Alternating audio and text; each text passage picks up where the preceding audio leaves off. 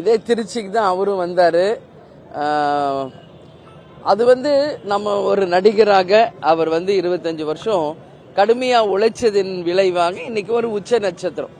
So அவருக்கு fan followers நிச்சயமாக அதிகமாக இருக்கும். இதெல்லாம் நாங்கள் கேப்டன் கூட 1990 இதெல்லாம் நாங்கள் பார்த்து பழகிட்டோம். அதனால இன்னைக்கு விஜய் பார்க்குறவங்களுக்கு புதுசாக இருக்கும். உங்கள் எல்லாரும் சீனியர் ஜேர்னலிஸ்டாக இருந்தால் உங்களுக்கு தெரியும் கேப்டன் வரலாறு. அதனால ஒரு உச்ச நட்சத்திரம் மக்களால் விரும்பப்படுபவர்களுக்கு இது மாதிரி கூட்டம் கூடுவது இயற்கை. அதை இன்னும் கொஞ்சம் ஆர்கனைஸ்டா பண்ணியிருந்தா அவங்க இன்னும் சிறப்பாக பண்ணியிருக்கலாம். ஏன்னா ஒரே நாள் 3 தொகுதிங்கிறாரு. ஸோ அதனால அவங்களால ரீச் பண்ண முடியல. அதனால இதெல்லாமே ஒரு பிரச்சனை தான். ஏன்னா பப்ளிக் என்ன சொல்றாங்க, எங்களுக்கு டிராஃபிக்ல மாட்டிக்கிட்டோம் போக முடியலன்னு ஒரு பக்கம், இன்னொரு பக்கம் அவருக்காக வெயிட் பண்ணவங்க எங்களால் அவரை பார்க்க முடியலன்னு ஒரு பக்கம். இதெல்லாம் வரும். இதெல்லாம் இயற்கையான ஒரு விஷயம்தான். இது நம்ம எக்ஸ்பெக்ட் பண்ணதை விட அதிக கிரௌட் வரும்போது இது எல்லாருக்குமே இது ஒரு யூஸ்ஃபுல்லான ஒரு விஷயம். அவங்க சொல்லும் போது விஜயகாந்த் அவர்கள் அவர் இதே நிலைமை தான் அவர் ஆரம்பிச்சாரு, அவர் என்ன நிலைமை ஆனார்னு பார்த்தீங்கன்னா அதே நிலைமை தான் விஜய் ஆவார் அப்படின்ற மாதிரி அந்த ஒரு பதில காட்டமா தெரியும். நான் அப்படிதான் அவங்க பேசுவாங்க. ஏன்னா இன்னைக்கு விஜய் யாரு 2 பேரை எதிர்த்து சொல்றாரு, ஒன்னு திமுக இன்னொன்னு பிஜேபி. அப்படி இருக்கிறப்ப அவங்க என்ன விஜய தலையில தூக்கி வச்சு ஆடுவாங்க? அதனால அவங்க அப்படிதான் குறை சொல்லுவாங்க. என்ன கேப்டனுக்கு என்ன குறைஞ்ச வருஷத்திலேயே முதல் ஆண்டிலேயே 8.33% ப்ரூஃப் பண்ணார். அடுத்த தேர்தலில் பார்லிமெண்ட்ல 10.33 ப்ரூஃப் பண்ணார். குறைந்த கால வருஷங்களிலே எதிர்கட்சி தலைவரா ப்ரூவ் பண்ணியிருக்காரு. அதனால கேப்டனை மற்றவங்களோட கம்பேர் பண்றது எனக்கு தெரிஞ்சு அது தவறான ஒரு கண்ணோட்டம், அது தவறான ஒரு விஷயம். Captain is something different. ஏன்னா அவர் தானாக கட்சி ஆரம்பித்து சுயம்பா உழைத்து ஒரு கட்சி தேமுதிக. அதனால கேப்டன் யாரோடையும் கம்பேர் பண்ணவே கூடாது.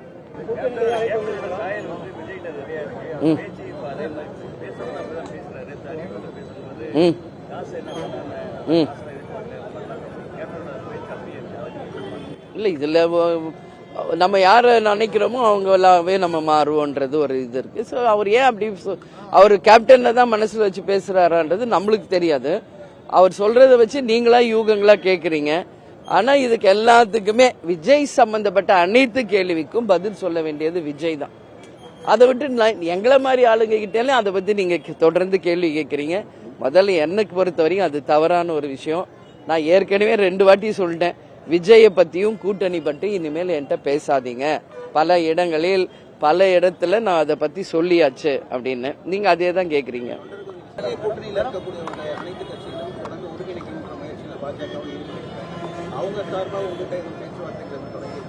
எங்களுக்கு எல்லா கட்சியும் நண்பர்கள் தாங்க, சரிங்களா?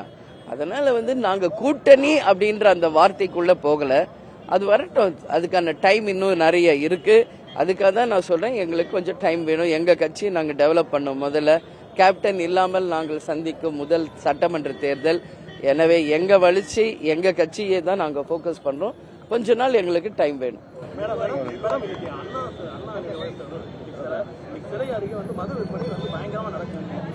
இல்ல தவறான ஒரு முன்னுதாரணங்க. இன்னைக்கு அண்ணாக்கு பிறந்த நாள்.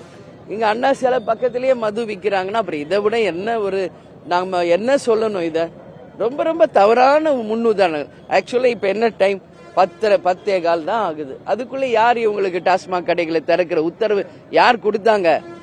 சோ இதெல்லாம் கவர்மெண்ட்டும் காவல்துறையும் நிச்சயமாக கண்டிக்கணும்.